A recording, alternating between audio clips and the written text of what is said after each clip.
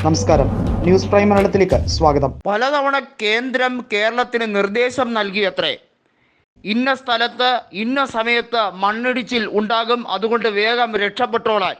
എന്ത് മുടന്ത ന്യായമാണ് നാണമില്ലാതെ കേന്ദ്ര ആഭ്യന്തര മന്ത്രി എന്നും പറഞ്ഞ് കസേരയിൽ ഞെളിഞ്ഞു സുഖിച്ചിരിക്കുന്ന അമിത്ഷാ ചെയ്യുന്നത്.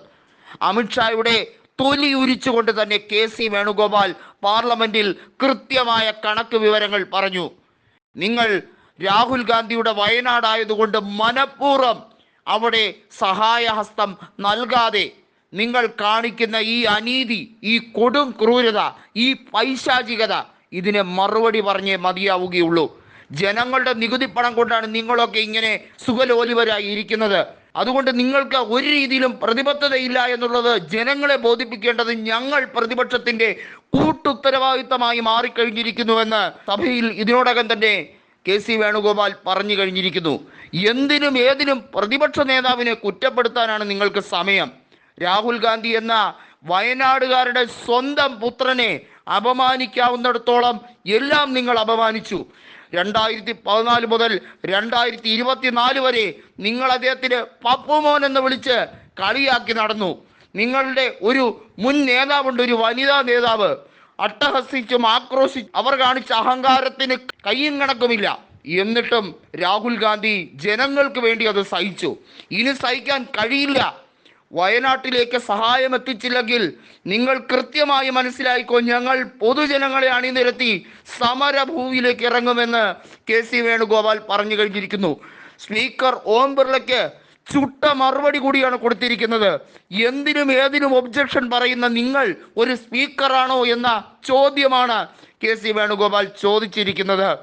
പ്രതിപക്ഷത്തിന്റെ സ്വരമായി രാഹുൽ ഗാന്ധി മാറുമ്പോൾ അതിനെ എല്ലാ രീതിയിലും തൃണവൽക്കരിക്കാൻ, അതിനെ അവഹേളിക്കാൻ ശ്രമിക്കുന്ന പ്രധാനമന്ത്രി നരേന്ദ്രമോദി ഇന്ത്യയുടെ മുഴുവൻ പ്രധാനമന്ത്രിയാണെന്ന് പറയുന്നതേ നാണക്കേടാണ് എന്നാണ് കെ.സി. വേണുഗോപാൽ വ്യക്തമാക്കി കഴിഞ്ഞിരിക്കുന്നത്. ഒരു രീതിയിലും കേന്ദ്ര സഹായം എത്തിക്കില്ല എന്ന് ഉറപ്പിച്ചിരിക്കുകയാണ്. മുൻകൂട്ടി നിശ്ചയിച്ചതുപോലെയാണ് അവരുടെ പെരുമാറ്റം.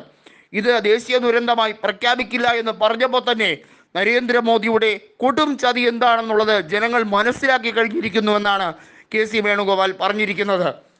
വയനാട്ടിലെ മണ്ണിടിച്ചിലിൽ മരിച്ചവരുടെ എണ്ണം 275 കഴിഞ്ഞിരിക്കുന്നു. ഇനിയും 220ഓളം പേരെ കണ്ടെടുക്കാനുണ്ട്. നിരവധിയായ പ്രദേശങ്ങൾ ഒലിച്ചുപോയ സംഭവം, അതുമായി ബന്ധപ്പെട്ട് എത്രയധികം വീടുകളാണ് നശിച്ചതെന്നുള്ളതിന് കൃത്യമായ കണക്കെടുക്കാൻ കഴിയാത്ത സാഹചര്യമാണ്. അതിദുഷ്കരമാണ് രക്ഷാപ്രവർത്തന ശ്രമങ്ങൾ. ഇതിനോടകം തന്നെ 1600-ലധികം പേരെ രക്ഷിച്ചു കഴിഞ്ഞിരിക്കുകയാണ്. അതുപോലെ തന്നെ ഇതിനോടകം തന്നെ പാലം നിർമ്മിച്ചു കഴിഞ്ഞിരിക്കുന്നു. യുദ്ധകാല അടിസ്ഥാനത്തിലുള്ള പ്രവർത്തനമാണ് നടക്കുന്നത്. എന്നിട്ടും കേന്ദ്രം ഈ കാര്യത്തിൽ എടുക്കുന്ന നയം എന്നത് അത് വളരെ ദൗർഭാഗ്യകരം തന്നെയെന്നാണ് കെ.സി. വേണുഗോപാൽ സഭയെ അറിയിച്ചിരിക്കുന്നത്. ഇതിനോടകം തന്നെ കേന്ദ്രമന്ത്രി രാജ്നാഥ് സിംഗ് എല്ലാ ഉറപ്പുകളും നൽകിയിരിക്കുന്നു. സൈന്യത്തിന്റെ പരമാവധി സേവനങ്ങൾ നിങ്ങൾക്ക് ഉപയോഗപ്പെടുത്താൻ കഴിയുമെന്ന്. എന്നിട്ടും ആഭ്യന്തര വകുപ്പ് ഒരു രീതിയിലും ഞങ്ങളോട് സഹകരിക്കുന്നില്ല എന്ന് വ്യക്തമാക്കിക്കൊണ്ട് അമിത്ഷായ്ക്ക് ചുട്ട മറുപടിയാണ് ഇപ്പോൾ കെ.സി. വേണുഗോപാൽ നൽകുന്നത്.